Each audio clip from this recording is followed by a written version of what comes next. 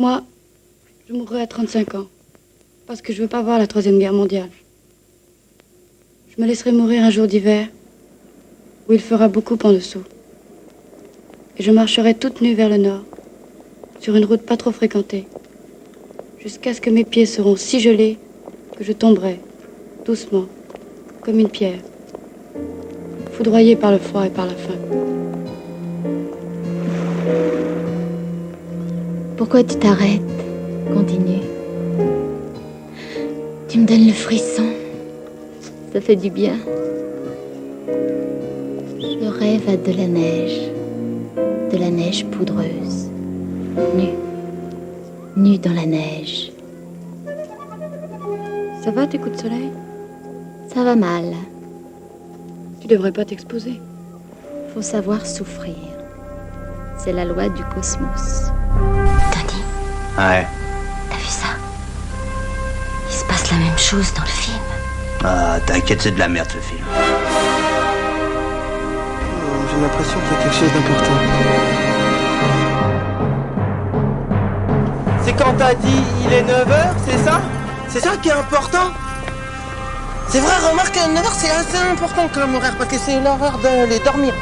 Remarque, une fois, je me souviens, il était couché vers minuit 10. Pourtant, moi j'étais fatigué après. Oh, j'y passerai des jours, des nuits, des mois s'il le faut. Ah non, de Dieu de bordel de merde. Ah, tu m'en dingue. Tu m'en fous. Ah, je suis fou. Ah, Tolstoï. Ah, ton cul. C'est mon génie.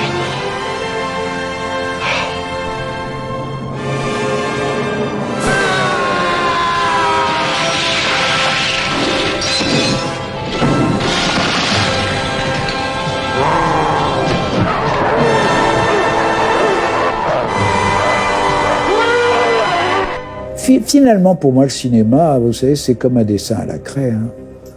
Je pense que dans 50 ans, ça n'existera même plus, ce sera autre chose, ça sera d'autres spectacles. Il faut avoir cette humilité-là. C'est passager, comme ça. Mais c'est beau. Et je trouve que c'est bien de s'investir totalement dans quelque chose d'éphémère. C'est éphémère, le cinéma. Bonjour et bienvenue, vous écoutez Le Cinéma est mort, l'émission nécrophile de Canal B avec bien sûr le docteur Moreau. Bonjour Antonin. Salut les kids. Pour une émission un peu particulière encore une fois, puisque nous recevons via les internets Jérôme Ouibon. Jérôme, bonsoir. Bonsoir. Donc tu nous entends déjà, ça fait plaisir. Bon début. On croise les doigts pour que cette émission soit techniquement réussie, suite à quelques traumatismes qu'on a pu avoir. Je vais laisser Antonin te présenter et expliquer pourquoi est-ce qu'on te reçoit ce soir.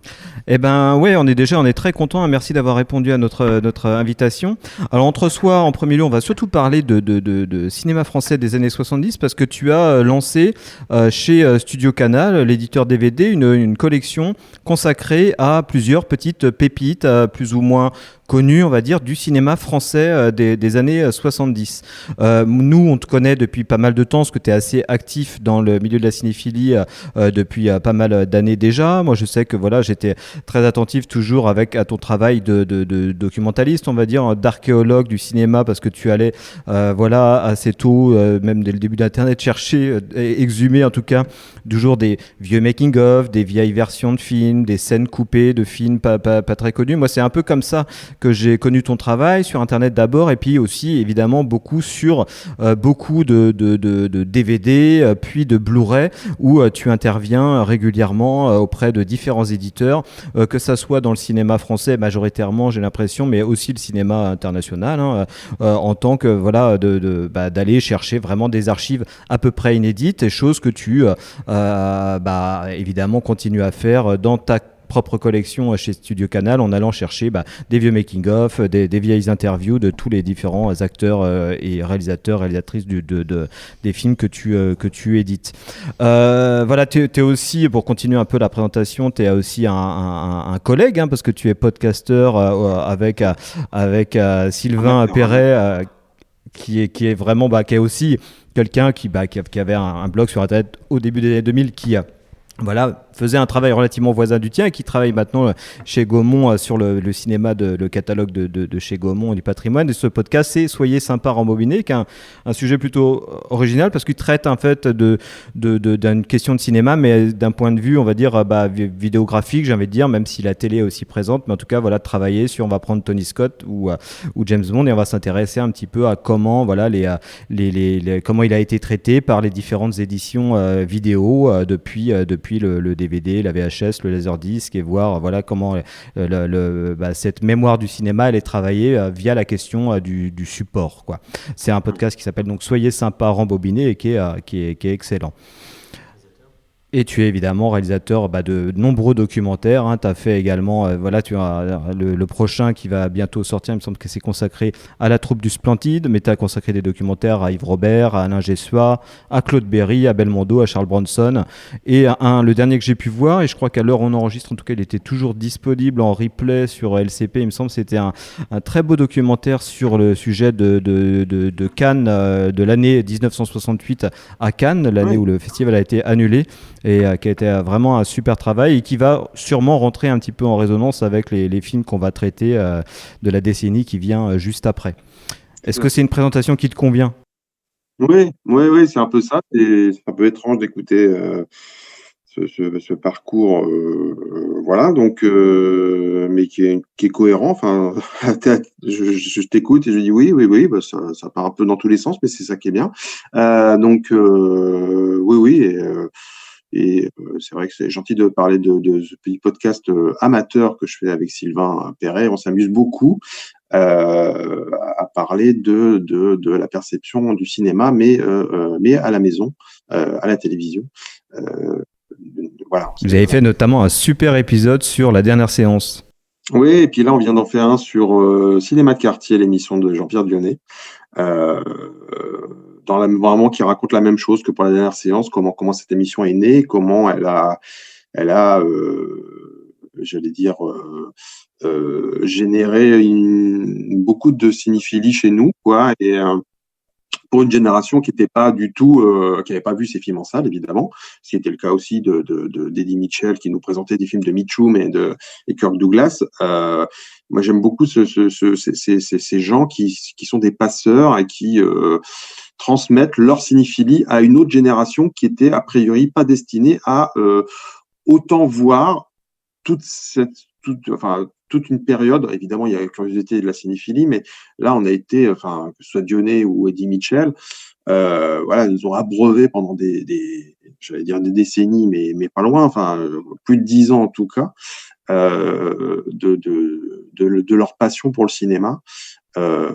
C'est vraiment intéressant, quoi. Donc, même, je pense, pour des gens qui n'ont pas connu ces émissions-là et qui en ont entendu parler, parce qu'on s'attarde aussi aux coulisses, des choses parfois compliquées et très terre à terre, des contraintes techniques, de droit. Enfin, il y a plein de choses qui ont fait que certains films sont passés et pas d'autres. Donc voilà, on célèbre ça avec Sylvain. Quand on a un peu de temps dans nos emplois du temps, c'est un peu vraiment très très disparate au niveau du rythme. On en rit à chaque fois, quoi, parce qu'on sait jamais quand est-ce qu'on va enregistrer le prochain. Et parfois, ça peut être 15 jours après. Là, on en a fait deux sur 15 jours, alors qu'on n'avait pas enregistré depuis 7 mois. Donc, c'est assez une catastrophe. Mais on regarde même pas les audiences. Enfin, on s'en moque complètement, en fait. Donc, moi, j'écoute, en tout cas. Voilà. Merci beaucoup. Voilà. Et pardon ce petit laïus, mais c'est vrai que c'est un podcast que j'aime beaucoup. On y tient beaucoup, Sylvain et moi. Et après, voilà, on a des petits retours de temps en temps. C'est très, très agréable. Et, à ce sujet-là, c'est assez amusant quand même que tu parles justement à la fois de Jean-Pierre Dionnet et d'Eddie Mitchell.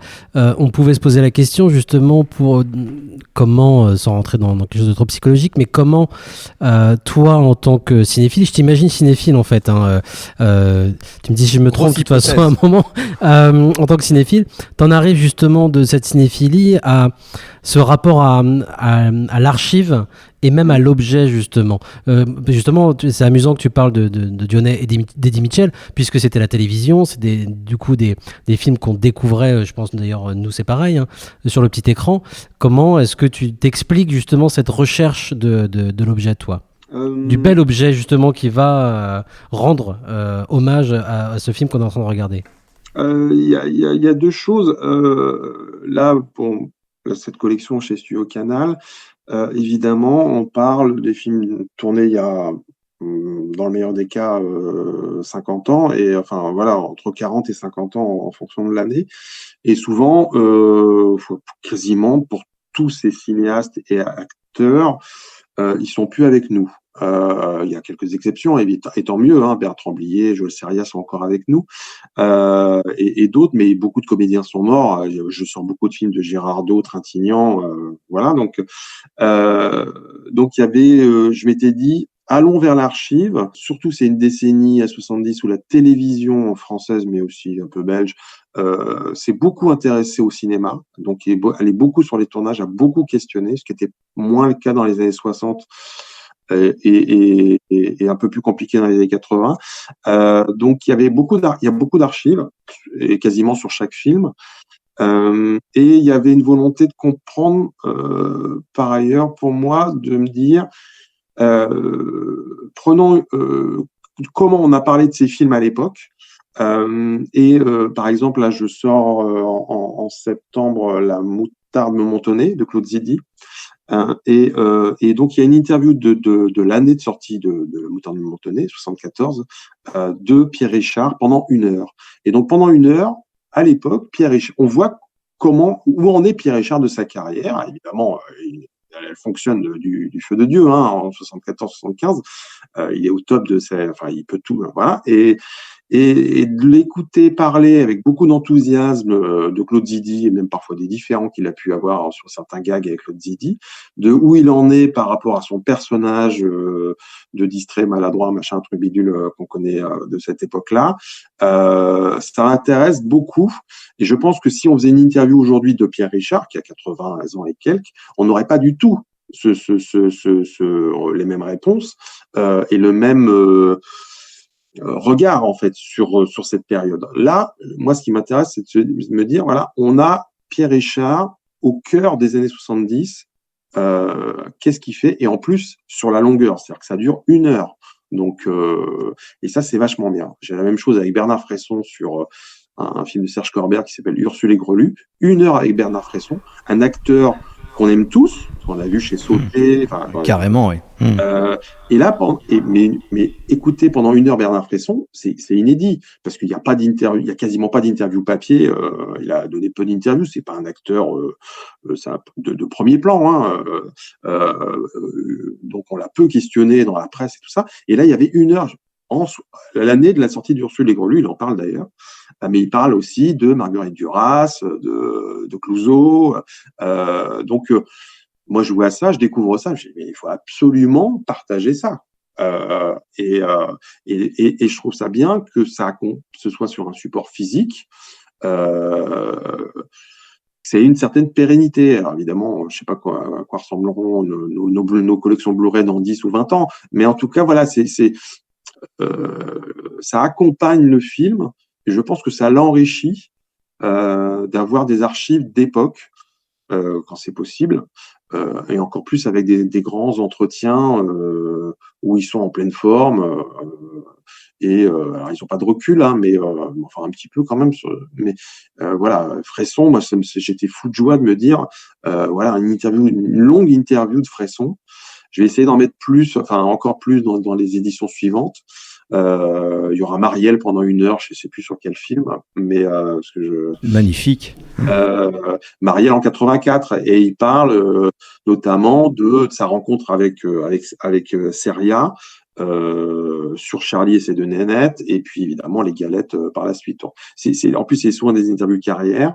Donc j'essaie quand même voilà. Après, je les remonte un peu. Parce qu'il y a des extraits que je peux pas mettre parce qu'ils appartiennent pas à Canal, mais on s'arrange. Voilà, parce que ouais, c'est ça. En septembre, je sors Charlie et ses 2 nénettes. Alors c'est pas là-dessus qu'il y aura Marielle, mais voilà, sur un autre film avec Marielle, il évoquera. Voilà, donc moi je tiens beaucoup à ça, ce côté un peu. Voilà, une certaine pérennité de cette archive. Les archives, c'est formidable, mais c'est encore mieux quand je peux les montrer.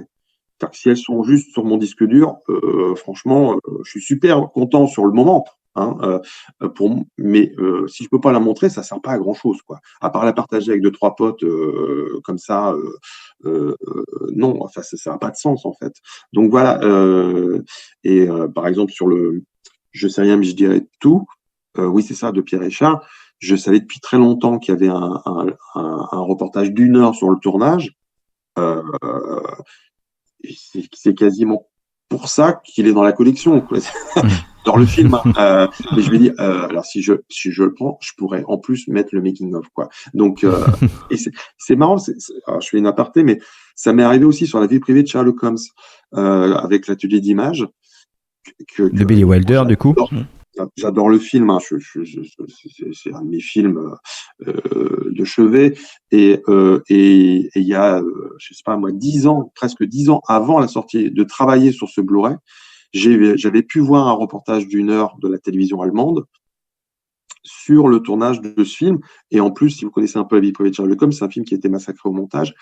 Et dans ce making-of, évidemment, ce qui arrive parfois, on voit le tournage de scènes qui ont disparu au montage. Forcément, vous ne pouvez pas savoir. Donc, c'était un document exceptionnel. Et puis, on le voit en train d'écrire avec Diamond, avec son scénariste. Chaque mot est important. Je ne sais pas si vous l'avez vu, mais c'est vraiment un document incroyable. Ouais.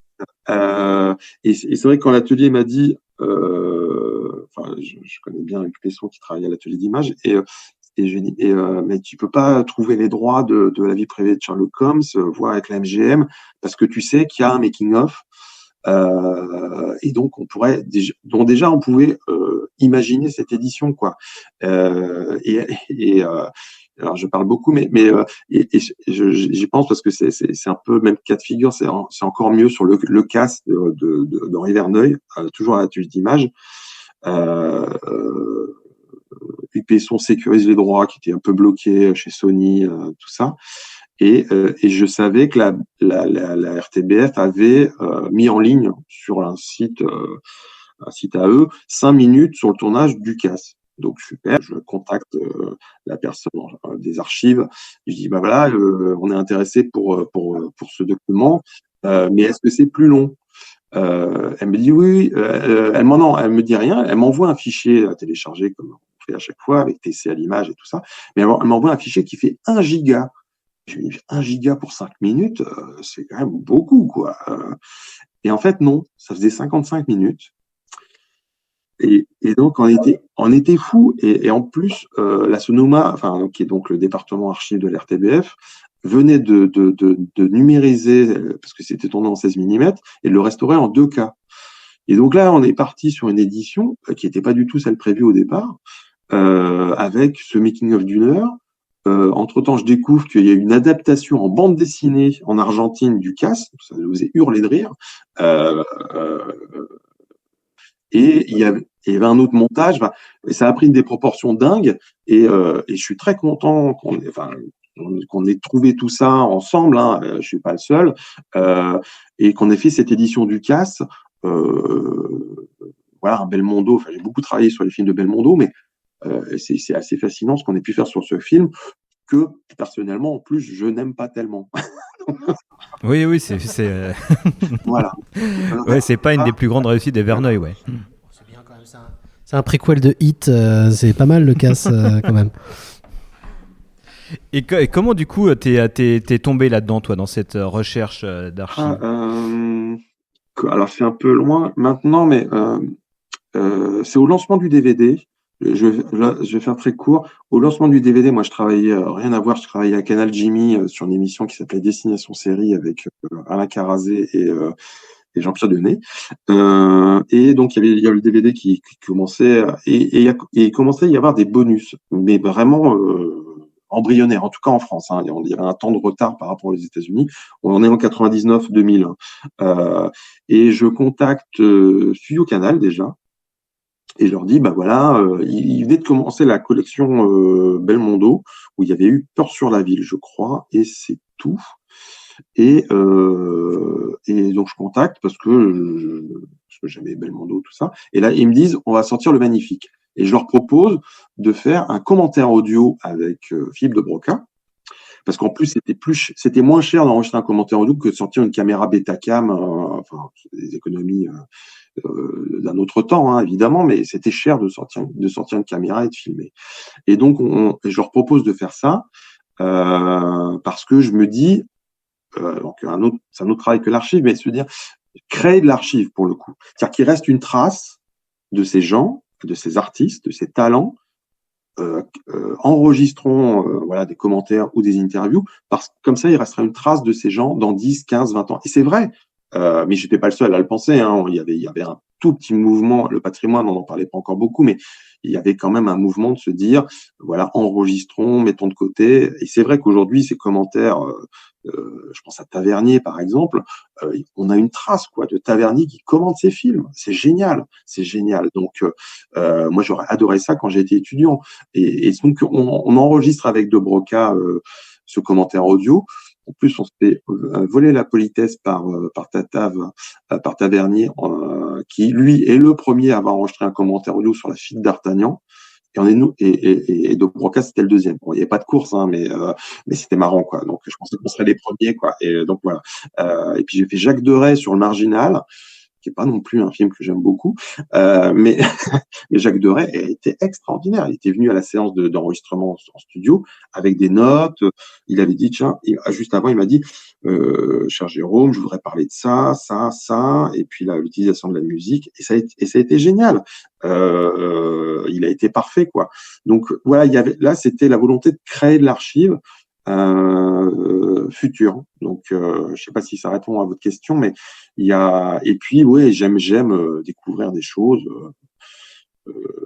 parce que c'est ce que je dis souvent pour rigoler, mais en fait, tout existe, en fait. Il y a des choses, je sais plus, il y a 2-3 ans, je suis tombé sur des images de tournage de Coup de foudre de Robert Enrico, alors que le tournage s'est arrêté au bout de 5 jours. 5 jours! Mais une équipe télé était allée au début du tournage, alors que d'habitude, ils allaient plutôt à la fin, quand c'était détendu et qu'il n'y avait plus d'enjeu.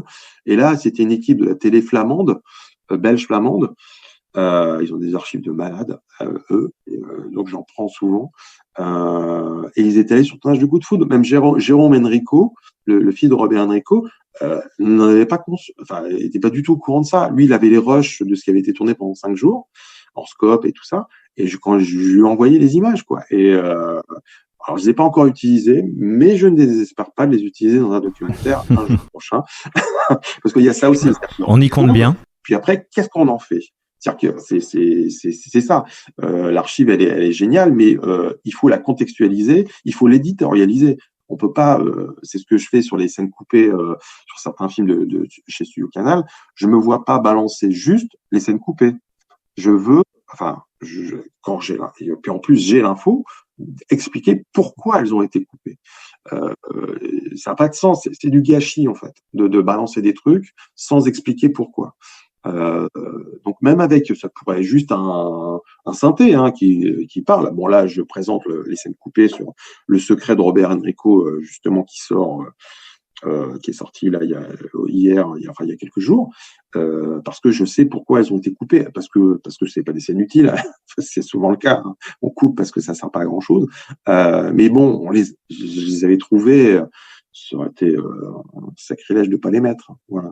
Alors du coup, pour arriver au cœur du sujet, c'est une de tes actualités, en tout cas sur cette fameuse collection que tu diriges là. Je voudrais que tu reviennes, comment si c'est un désir à toi, il me semble, d'aller chez Canal, de leur proposer ça, parce que pour un peu que les auditeurs se rendent compte là, sur cette collection là, on est quand même sur du titre de catalogue. Bon, je crois que tu pourras revenir là-dessus si tu veux, mais Studio Canal, il faut bien comprendre ils ont un catalogue de fous furieux, il me semble, parce qu'ils sont rentrés dans une grosse politique d'acquisition de droits à une certaine époque, au grand moment de leur toute puissance. Donc ils ont un catalogue de fous qui est évidemment antérieur à la création même de Canal+. Si les rachats de catalogue, je crois qu'ils sont le plus gros catalogue d'Europe. Ouais. Et du coup, parce que là, on va parler donc de tous les, de la dizaine de films pour l'instant qui sont sortis, un peu plus, me semble-t-il, il s'agit quand même non pas des films, on va dire, les plus connus de ces années-là. Oui. Il s'agit vraiment d'aller dénicher plutôt des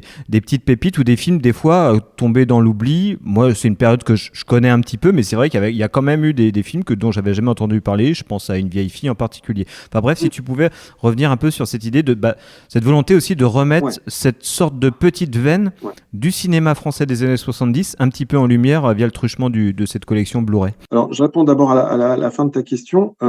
En fait, c'est un mélange entre, évidemment, des films qu'on a envie d'avoir, parce que c'est une collection Blu-ray, donc aucun de ces films n'est jamais sorti en Blu-ray. Donc, c'est forcément, moi, j'ai envie d'avoir déjà personnellement Calmos en Blu-ray, quoi, parce que c'est en scope, puis Blier, c'est formidable. Les Galets de Pont-Aven. Donc, il y a quand même quelques films connus. En septembre, il y aura Le Passager de la pluie, qui est quand même un gros succès à sa sortie avec Bronson et Jobert. Et à côté de ça, qu'on pourrait appeler quasiment les orphelins du cinéma français, c'est-à-dire des films qui n'ont parfois pas marché, ou qui ont marché mais qui sont tombés dans l'oubli. La vieille fille est un film avec Gérard Daut et Noiret qui a fait autant d'entrées que Tendre Poulet, un autre film avec Gérard Daut et Noiret. Et pourtant, Tendre Poulet, c'est un film qu'on a vu 1000 fois à la télé. Alors, c'est pas le même ton, évidemment, mais à l'époque, ça fait 1,8 million, parce que je recherche aussi comment ces films ont été perçus et accueillis à l'époque. Donc, il y a ça, il y a une volonté, on essaie que dans chaque vague, qui est en plus un inédit, un film qui est jamais sorti en DVD même. L'Ordinateur des pompes funèbres de Gérard Pirette, un film qui était invisible depuis 20 ans. Je sais pas pourquoi, et même Gérard Pirette, que j'ai eu au téléphone, ne savait pas trop, mais il était ravi d'apprendre que le film sortait, parce qu'en plus le canal avait restauré. Et donc il y a ce mélange-là, quoi, des films qui peut-être ne seraient pas sortis à l'unité sans le label, enfin sans la domination nos années 70. Donc de réunir un peu tout ça avec des locomotives pour certaines, et puis de toute façon, des films avec des castings. Un film sur 3, il y a Trintignant, un film sur 3, il y a Gérard Daut. Donc, moi, je sais quand j'ai choisi Défense de savoir, par exemple, de Nadine Trintignant, qui est un polar. Nadine Trintignant, elle faisait pas franchement du polar, du drame. Vous voyez le magnifique Ça n'arrive qu'aux autres. Mais je me dis, voilà, Nadine Trintignant, elle réalise un polar qui est écrit par Alain Corneau, qui est son compagnon à l'époque. Et il y a Trintignant, Michel Bouquet, Julia, je sais plus. Oui, Michel Bouquet, t'as dit. Trintignant et merde, j'ai oublié. Charles Denner. Charles Denner. Yves Simon, on a fait une chanson. Bref, mais je me dis, rien que sur le papier, je me dis, je veux voir ce film. Musique de Bruno Nicolae, je sais jamais comment on le dit là, le collaborateur de Morricone. Donc forcément sur le papier, je me dis ça va être sympa, quoi. Alors même si c'est pas le chef-d'œuvre, personne ne crée au chef-d'œuvre, moi j'ai une curiosité et je me dis que je suis pas le seul en fait. Donc de se dire on va, voilà, Charlie et ses deux nénettes, c'est pas le film le plus connu du El Seria, mais c'est le début du style Seria. Donc il y a Marielle dedans. Donc je pense que voilà, évidemment que les Galets de Pont-Aven vont mieux se vendre, mais et le Grand Bazar, pour moi c'est le meilleur film des Charlots. En plus c'est un film engagé, comme plusieurs films de Claude Zidi à l'époque. Quand il fait La Zizanie, c'est contre la pollution. Quand il fait L'aile ou la cuisse, contre la malbouffe. Et là c'est contre la grande distribution. Alors, il s'en défend pas mal, en plus, à l'époque, c'est assez marrant dans les interviews.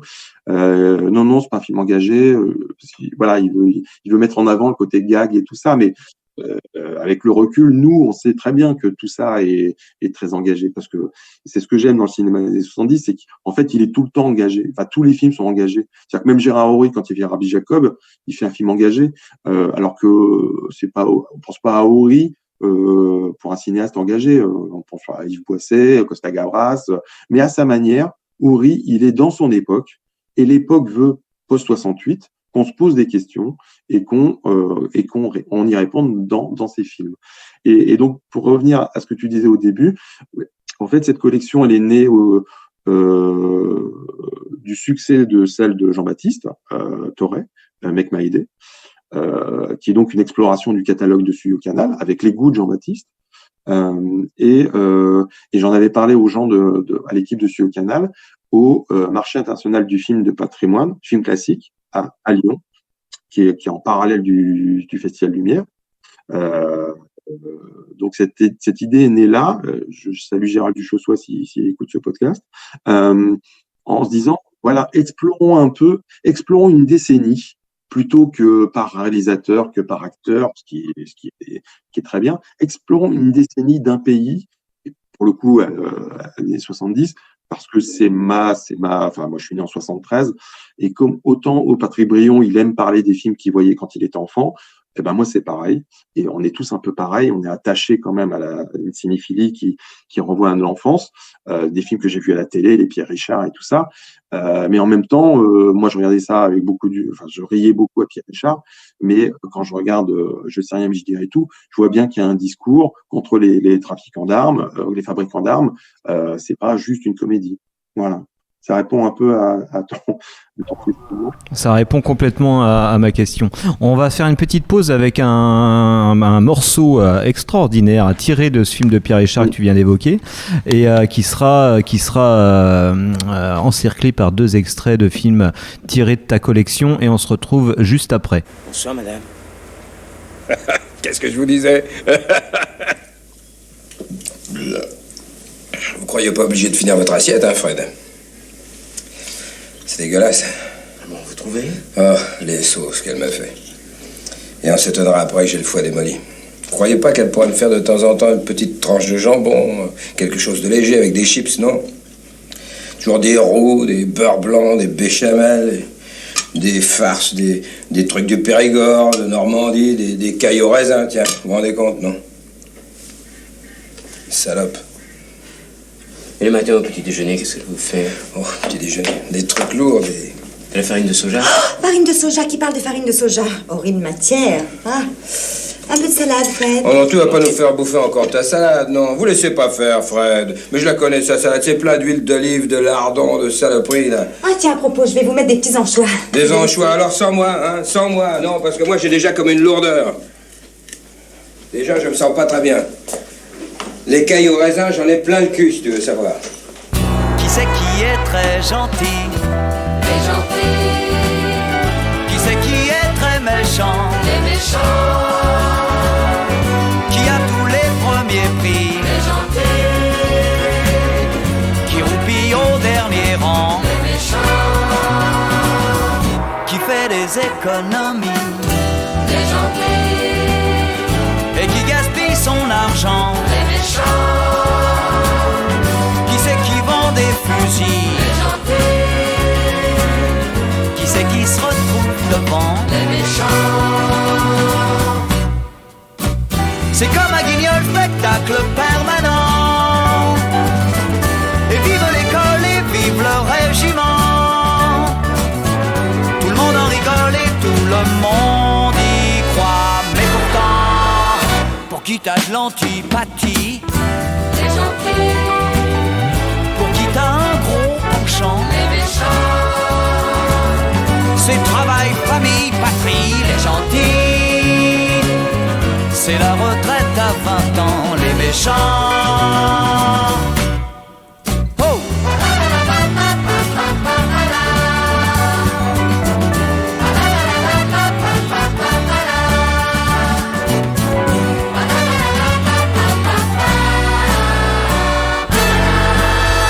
Ils font l'amour le samedi.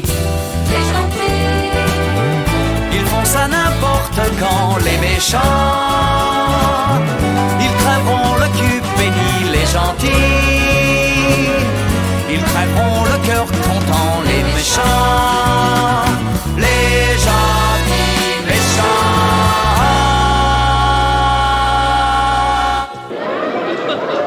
Il y a quelques générations, les gens excelleront dans toutes les disciplines. Vous ne riez plus? Vous avez peur, hein? Vous comprenez que ça, la peur? Mais ouais, il me suffit d'appuyer sur un petit bouton ici, à côté de moi. Je vous entends plus.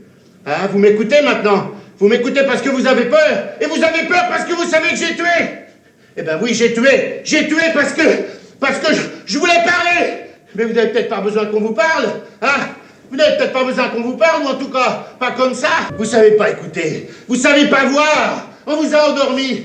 Des larves, des grosses larves, des gros insectes qui courent partout, des gros insectes qui se bouffent, qui copulent. Voilà ce que vous êtes, des grosses larves.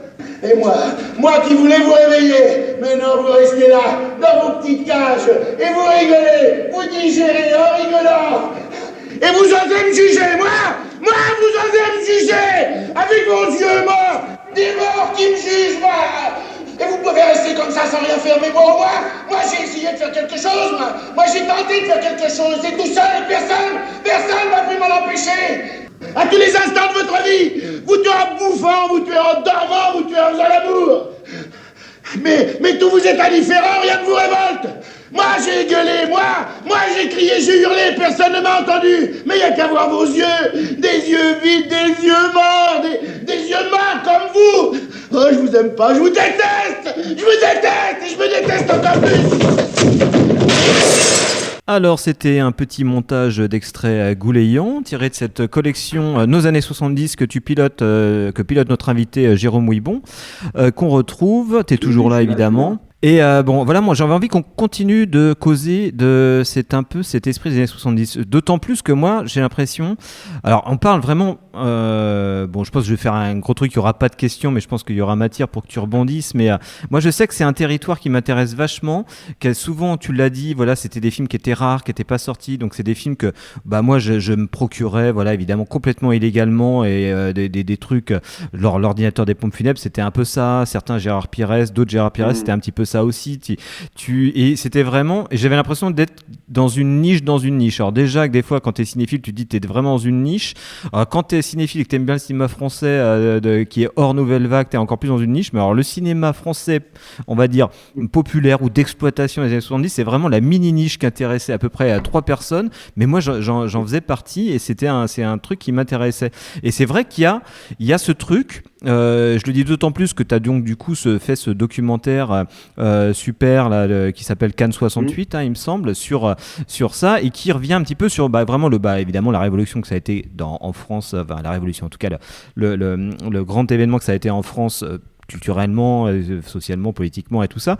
Mais dans le cinéma français, ça a été aussi forcément hyper important, et ça a continué à imprégner le cinéma français de bien des manières, ce qui fait des films qui sont des fois effectivement très bancaux. Enfin, il y a des films vraiment très bancals dans leur esthétique. Il y a un côté un petit peu débonnaire parfois, où on sent que il y a une sorte de liberté, que des fois voilà, les films genre si on le fait, déjà on a le droit de le faire et c'est cool, un truc un petit peu anard, mais des fois ça pâtit un petit peu au film parfois parce qu'ils sont pas forcément si bien rythmés que ça. On sent que les mecs ils ont écrit un petit peu à la va-vite, mais que ça manque d'un producteur. On sentait que c'était vraiment, t'as ce côté la joie du cinéma un peu libertaire, mais aussi les limites, c'est que tu dis bon putain, faudrait vraiment, c'est dommage qu'il n'y ait pas eu un patron pour leur dire bon, vous bossez un peu plus quoi. Mais voilà, il y a toute une sorte d'esprit un peu commun qu'on retrouve dans tous les films de ta collection, et que vraiment qu'on est tous, que moi je suis content de pouvoir voir aussi dans des super conditions, parce que c'est souvent des films qu'on voyait dans des rips de VHS, faut le dire, voilà, des trucs vraiment nazes. Mais il y a vraiment une sorte de communauté d'esprit de cette décennie-là. T'en as déjà un peu parlé, mais comment t'expliques un petit peu ce qui s'est emparé un peu du cinéma français, mais en tout cas dans cette frange du cinéma français? Juste une précision, il n'y a pas de nostalgie en fait de ma part dans cette collection, ou alors elle est inconsciente. Ce que je disais, moi, c'est vrai que je suis très heureux de ressortir des films que j'aimais quand j'étais enfant, mais je regarde, mais j'ai quand même un regard critique, et puis surtout j'y vois autre chose que ce que je voyais à l'époque, donc qui pour moi annihile la nostalgie. Non, ce qui est passionnant dans tous ces films, parce qu'en plus ils ont tous des castings avec soit Noiret, Trintignant, Delon, je vais sortir des Delon bientôt, l'année prochaine, pardon, Marielle et tout ça, c'est que c'est un cinéma commercial, évidemment. On n'est pas dans le cinéma militant 68. C'est un cinéma commercial, mais qui dit quand même beaucoup de choses sur la société, et qui la critique pour le coup, parce qu'on est post-68, il y a une liberté libération sexuelle, la société change, hein, évidemment.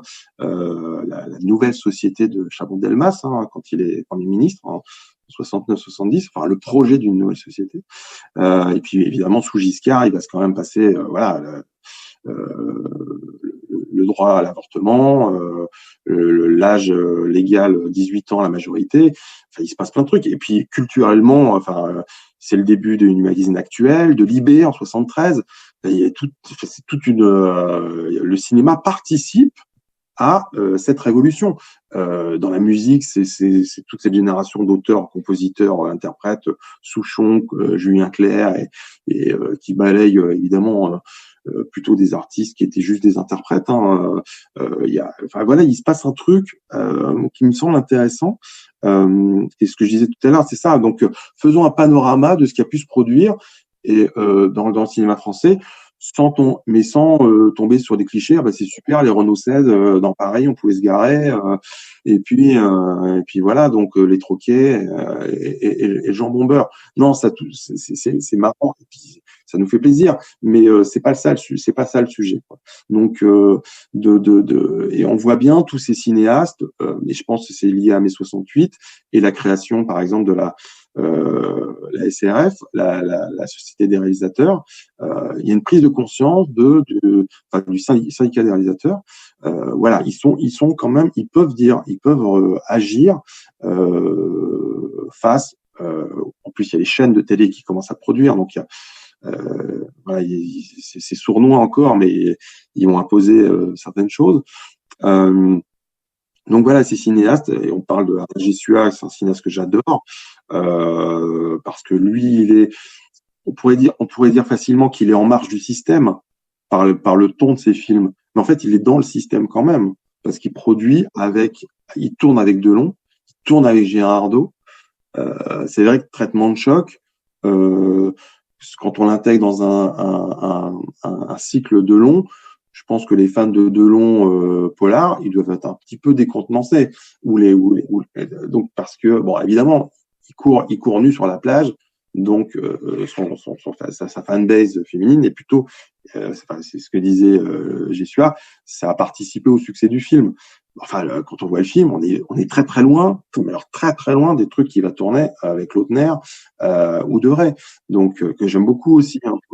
Et même, pardon, je te coupe, mais Jesua, il y a aussi autre chose qui, moi, m'intéresse un petit peu quand même dans son parcours, c'est que contrairement par exemple à ce que la Nouvelle Vague pouvait prôner, et comme tu le dis, lui il fait partie intégrante entre guillemets du système, c'est que sa façon d'entrer justement dans le monde du cinéma qui correspond à la vieille école française, c'est-à-dire qu'il démarre en stagiaire avec Becker, avec d'autres, et il va monter petit à petit les échelons. Enfin, il fait vraiment partie intégrante de ce vieux cinéma français qui avait été démoli un petit peu par la Nouvelle Vague, mais dans les années 70, malgré ça, c'est lui qui correspond peut-être plus à ce franc-tireur, comme tu le disais dans ton documentaire, en fait. Ce qui est fascinant, c'est qu'il arrive à convaincre toutes les têtes d'affiche de venir tourner avec lui, hein, Depardieu, Delon, Girardot, mais il n'est pas le seul. Blier, il arrive à... Alors, Jean Rochefort et Marielle ne sont pas encore des ultra-vedettes, mais quand ils font Calmos, la prise de risque, elle est maximale quand même. Hein, et je crois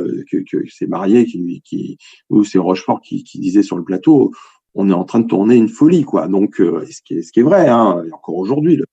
Et je pense qu'il y a la prise de risque, elle est partout, en fait. Même, on va dire, même De Funès, quand il fait Rabbi Jacob, il voit bien que c'est pas évident. Il sort un peu de son truc, même s'il fait ce qui fonctionne, mais il est sur un terrain et quand il fait L'Homme Orchestre, bon, c'est 69, et forcément, il fait un pas de côté, là, quand même. Donc, avec François de Roubaix, donc toute cette effervescence, bon, après, De Funès, il retournera aux gendarmes, mais Gendarmes et les extraterrestres, c'est quand même, c'est là que je suis pas nostalgique, hein. Je l'ai vu quand j'avais 5 ans au cinéma, j'avais trouvé ça formidable. C'est plus le cas. Mais voilà, donc, je pense qu'il y a c'est ton E.T. à toi, quoi. Une prise de risque, et ça passe aussi par la musique, hein, François de Roubaix, donc voilà, il y a moi voilà, je suis, il n'y a pas que des trucs super dans les années 70, mais il y a un courant mais qui est pas conscient en plus. de la part de ces artistes. Ouais, ils essayent des choses dans un cadre ultra commercial, pour le coup. Hein, Pierre Richard dénonce plein de trucs, la publicité, dans le distrait, dans les marrons d'Alfred, il critique la télévision et les jeux débiles de Guy Lux. C'est chaud quand même, hein, c'est ultra chaud. Et je pense que peut-être qu'à l'époque, ça passe au-dessus des spectateurs. Bah, pas nous, hein. Pour le coup, on voit que ça, quoi. Donc ça nous dit beaucoup de la société de l'époque. Et pas seulement les révolutions sexuelles, évidemment, quoi. Et ce truc qui me passionne dans le cinéma français, c'est le rapport à son histoire. Là, tu es en train de faire, en fait, par ta collection et aussi par rapport à toutes tes activités, tu fais un peu une sorte d'histoire du cinéma français à travers les documentaires. Et moi, ça m'intéresse beaucoup parce que j'ai toujours l'impression que l'histoire du cinéma français, moi, tel qu'on me l'a appris à l'université ou même dans les quelques livres que je veux lire, c'est quand même l'histoire de la nouvelle vague et de ce qui arrive après. Et je veux pas, et moi je suis pas du tout de ceux qui vont jeter tirer à boulet rouge sur la nouvelle vague, bien au contraire. Mais par contre, oui, je me suis toujours dit, mais c'est pas que ça. Je me souviens par exemple d'un bouquin, d'avoir lu l'histoire du cinéma français de Jean-Michel Frodon. Et j'avais été scandalisé par ce truc-là. Je m'étais dit, mais c'est pas possible. Le mec qui te fait une histoire du cinéma français qui couvre l'après-guerre jusqu'à les années 80, me semble-t-il, voire même début 90, et le mec ne te parle que du cinéma qu'on appelle, même si ça veut un peu rien dire, du cinéma d'auteur. Et justement, tout ce cinéma qui est dans le sillage de la nouvelle vague. Je m'étais dit, c'est vraiment scandaleux ce truc-là. C'est-à-dire que voilà, il parle du point de vue, à la limite, presque des vaincus économiques, ceux qui faisaient peut-être le moins d'entrée, mais il oublie, il jette d'un revers de main tout le cinéma populaire avec lequel j'ai grandi aussi devant ma télé, hein, les Verneuil et tout ça. Et là où ça me paraît assez insidieux, et c'est aussi une interrogation que j'ai depuis quelque temps, c'est je me rends bien compte que par cette historiographie du cinéma français, le rapport à ce cinéma populaire-là, il n'existe pas vraiment sur les plus jeunes générations. Moi je suis né en 80, j'ai grandi avec ça, donc je le connais. Nous, on programme des films, je travaille dans un cinéma d'art essai, je travaille un petit peu sur le patrimoine. Je vois bien que travailler sur le patrimoine français, quand tu sors du giron de la nouvelle vague, c'est compliqué. C'est-à-dire que je me rappelle d'avoir parlé avec quelqu'un de chez Gaumont qui travaillait sur le catalogue des CP, pour les salles, et il disait mais bon, on nous sollicite pas beaucoup, quoi. C'est-à-dire que on voit bien que quand on a les quelques séances que j'ai pu faire là-dessus, je me rappelle d'une séance des grandes gueules en me disant ça va être super, il va y avoir des jeunes, ils vont découvrir les grandes gueules. Nous on passait ça à la télé, et quand ça passait à la télé c'était super, mais il y avait zéro désir sur ce film-là parce que zéro connaissance aussi de ça, et c'est quelque chose moi qui me questionne et voilà sur l'absence de rapport qu'on peut avoir ça, parce que effectivement il y a de l'histoire, c'est un peu ce que tu as dit, il y a vraiment un courant, il y a vraiment, on peut faire dialoguer les films entre eux, c'est aussi des films qui dialoguent très bien avec le cinéma d'auteur et tout, tel qu'on le connaît, la nouvelle vague et la post-nouvelle vague, tout ça dialogue, quoi. Quand on voit Bernadette Lafont qui sort du Maman la putain, elle va sûrement sur un film après de Gérard Pires ou de je sais pas quoi. Je sais que là, Une vieille fille, il y a un moment, un des premiers plans, un panoramique, on voit l'acteur qui est exactement habillé de la même façon que comme il est habillé dans La Maman et la putain. J'ai oublié son nom, mais voilà, c'est l'assistant réalisateur de Une vieille fille et on sent qu'il est habillé exactement pareil que dans son rôle de La Maman et la putain. Mais par contre, voilà, il y a tout ça dialogue quand même, mais par contre, dans la mémoire collective, dans l'historiographie du truc, on a l'impression que c'est un continent oublié, quoi. Il y avait aussi cette réaction, c'est de se dire, évidemment que la nouvelle vague est importante, mais j'ai l'impression qu'on continue d'y revenir sans s'intéresser aux décennies suivantes. Alors, c'est peut-être une question de génération, hein. Moi, j'avais pas en littérature, par exemple, je trouvais pas de bouquins qui se penchait vraiment beaucoup sur les années 70, et encore moins commercial pour le coup. Donc, c'est sûrement vrai aussi pour les années 80. Donc, je me dis, mais ça, c'était il y a 50 ans, on peut peut-être s'intéresser à un moment en profondeur sur cette décennie-là. Par exemple, là, je viens de faire un documentaire sur la troupe du Splendide, mais c'est fascinant comme ça raconte les cafés-théâtres, la révolution des cafés-théâtres au début des années 70 avec Romain Bouteille, et puis le Club Med, évidemment, avec les Bronzés, et puis comment le Splendide ringardise les charlots. Il y a un type d'humour parce qu'en plus, là, c'est fascinant la décennie 70 sur l'humour, parce qu'au début de la décennie, on a Bourvil et Fernandel qui décèdent. De Funès va avoir un accident cardiaque et il va espacer tout ça. Et en même temps, parce que la nature et le cinéma français a horreur du vide, on a Pierre Richard qui débarque, les Charlots, au début de la décennie, et à la fin, on a le Splendide. Pour un pays comme la France, où la comédie est primordiale, enfin, c'est ce qui fait des entrées, c'est les comédies en France, depuis toujours. Hein, il n'y a qu'à regarder les box-office. Et là, il y a un renouvellement hallucinant. Et puis, à côté, il y a évidemment Blier, Seria, voilà, sur des choses un peu différentes, mais enfin, en tout cas moins populaires. J'adore Buffet froid, mais le film a été un four à sa sortie, donc, parce que c'est pas mais c'est fascinant de se dire, voilà, le Splendide aussi amène autre chose dans le cinéma français, avec et qui est en plus un héritage de la comédie italienne.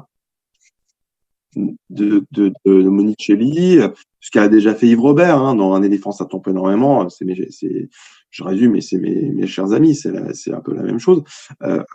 Moi, je suis fasciné par ces pas de côté parce que Yves Robert, a priori, rien ne le prédestine à faire de la comédie italienne en France. Ses films précédents, enfin, j'adore Les Copains, mais c'est pas tout à fait ça, quoi. Donc, et Alexandre le Bienheureux, encore moins. Et là, il y a quelque chose, quoi. Et on sait bien. Et puis Yves Robert l'a jamais caché. Moi, j'ai fait un documentaire sur Yves Robert. Quand il fait Un éléphant, il est admiratif de Nous ne sommes tant aimés. Tout ça. Donc, et il fait ça à la sauce. Ouais, ça se ressent. Mais il le dit. Hein. Je pense que les journalistes à l'époque voient pas trop. Je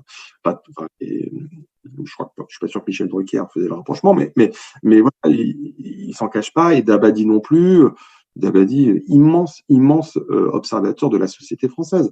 Vous en parlerez avec Sylvain Perret parce qu'il aime bien aussi, mais ce film, un jour, Clara et les Chic Types en 80, qui est donc avec Adjani et une partie de la troupe du Splendide et Christophe Beaufry.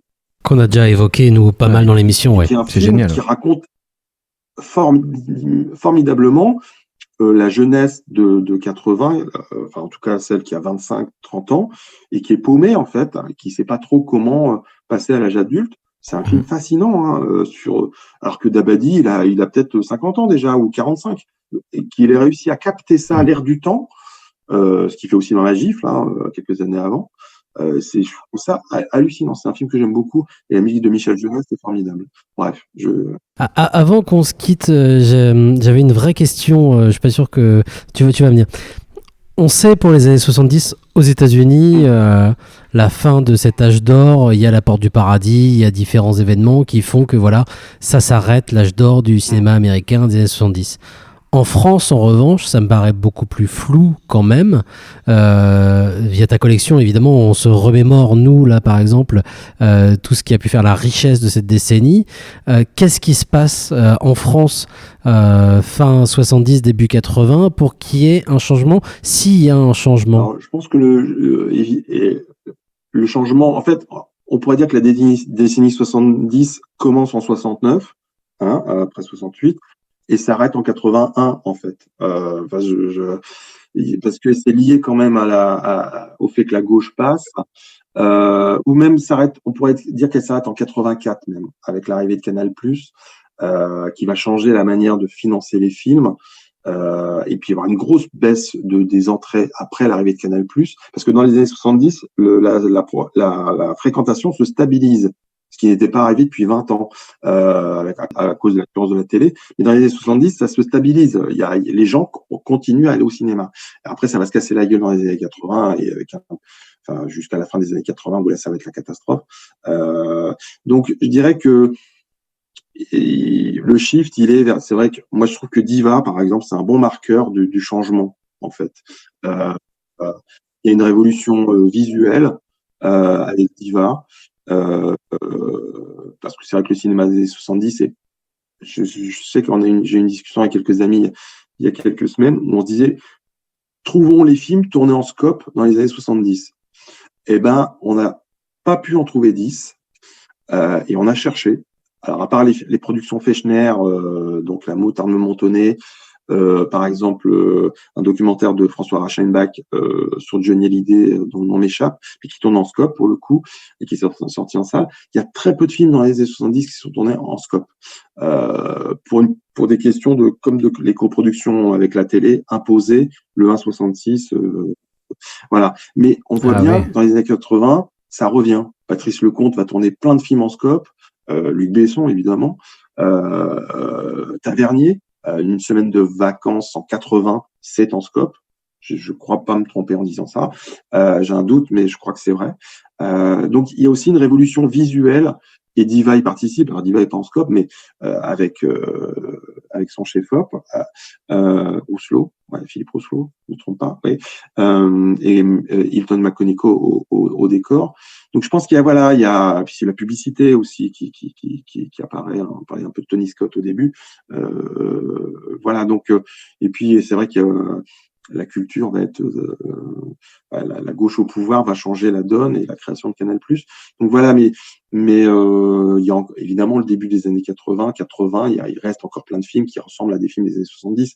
Je pense à Pile ou Face de Robert Enrico, que j'aime beaucoup, avec Noiret et Serrault. Ça reste un film des années 70. Mais il y a les films du Splendide, enfin post-Splendide, tous les films tournés par Clavier, Junio, séparément, l'Ermite, ils vont être là tout le temps, en fait. Alors qu'en plus, ils sont 6 ou 7 dans le groupe. Et en fait, quand ils splittent, en 82, ils partent tous, mais ils sont, donc, forcément, tous les 3 mois, on a un film avec Junio, Blanc, Balasco, ils sont très présents, quoi. Donc voilà, je pense qu'il y a ça, Marche à l'ombre et un film en scope, des comédies en scope, il y a Calmos, pour le coup. Mais voilà, donc il y a tout alors c'est encore les années 80, c'est encore quelque chose que je documente, que je m'en renseigne, parce que je perçois pas toutes les subtilités. Autant les années 70, je commence à bien voir un peu les tenants et les aboutissants de la décennie. Les années 80, ça reste, je me renseigne. C'est ça qui est bien, c'est qu'on apprend tous les jours. Il y a encore tout un travail à faire sur les années 80, comme là, celui sur les années 70 est en marche. Enfin, comme on le disait, enfin, en fait, on y revient, en fait, et puis, et en effet, ta collection permet de vraiment retrouver beaucoup d'éléments qui font la force de ce cinéma-là. Et puis les auteurs, je pense aussi, bon, ça, on va arriver à la fin, mais on va pas non plus trop s'étendre là-dessus. Nous, je sais qu'on en avait déjà consacré quelques émissions et on l'a évoqué là, mais Gessua, c'est quand même pas rien, quoi. Enfin, on est quand même en face d'un cinéaste quand même assez important, quoi. Entre Gessua, Sautet, on en a un paquet justement qui sont hors nouvelle vague. Il y a un paquet de cinéastes. Mais ceci dit, à la différence de Sautet, Gessua, c'est quelqu'un qui est vraiment pas trop connu, quoi. C'est vraiment quand tu montres Les Chiens à quelqu'un, tu es garanti que la personne, il va voir le film, il va dire mais c'était incroyable, quoi. Enfin, c'est des vraies réussites, c'est des films vraiment visionnaires, et c'est quand même un cinéaste rare. Enfin, moi, je l'ai découvert très tardivement, quoi. J'ai fait un documentaire sur Gessua que j'ai présenté au Festival de Pessac, et beaucoup de gens dans la salle n'avaient jamais vu les films de Gessua. Mais de l'écouter parler de ces films et d'en voir quelques extraits. Après, j'ai eu beaucoup de réactions de dire mais comment on peut voir Les Chiens, comment on peut voir Traitement de choc.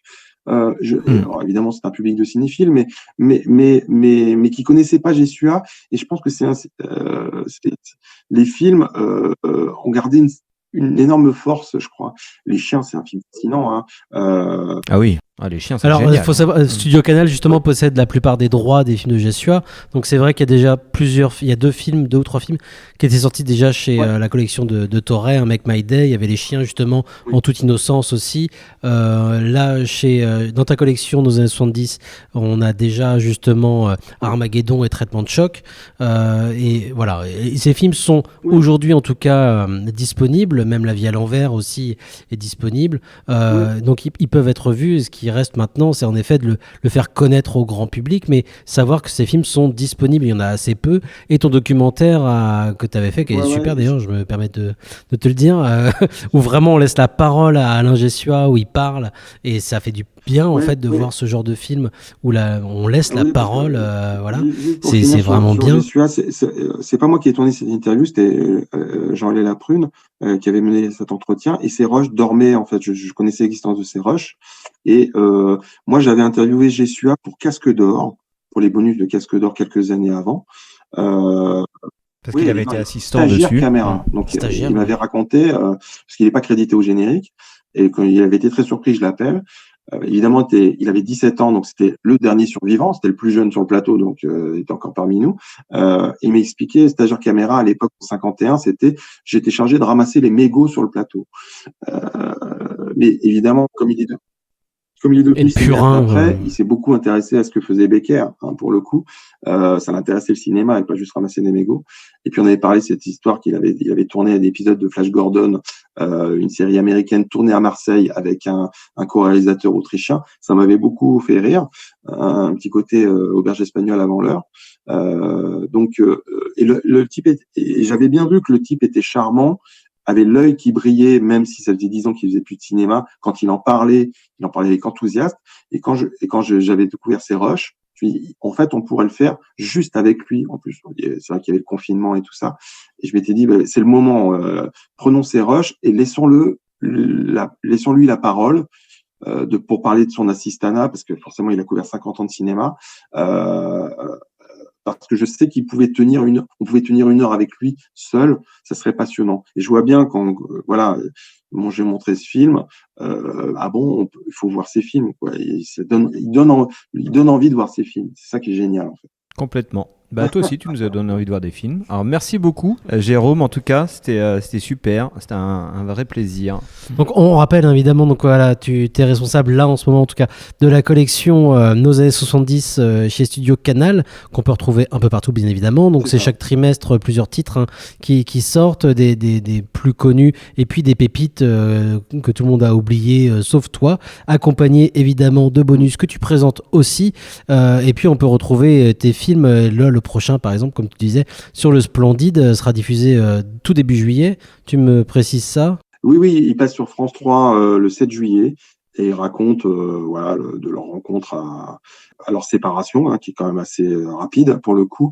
Et il y a pas mal de choses rares. Vous verrez, il y a des images de tournage des bronzés fonds du ski que j'ai retrouvés il y a très longtemps déjà, il y a 4-5 ans. Et donc, c'est toujours pareil, c'est de se dire, voilà, ça c'est génial. Quand et comment on va pouvoir les utiliser. Et donc là, j'étais ravi parce que j'ai eu l'opportunité de le faire.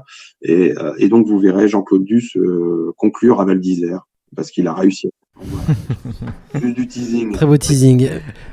Merci Jérôme Ouibon, merci Antonin, merci à vous de nous avoir écoutés. Vous pouvez retrouver cette émission bien évidemment en podcast sur le site de Canal B et puis le lien vers ce podcast sur tous les réseaux sociaux que le docteur Moreau utilise. Encore une fois, merci de nous avoir écoutés. À très bientôt. Ciao. Bisous. Si je vous dis Maquis, qu'est-ce que vous me répondez? Maquis? Ouais. Attendez, bougez pas, je vous dis... Sous-bois, silence. Chaque bruit compte dans le silence. Un oiseau qui s'éveille, une branche qui craque, un chevreuil qui s'enfuit.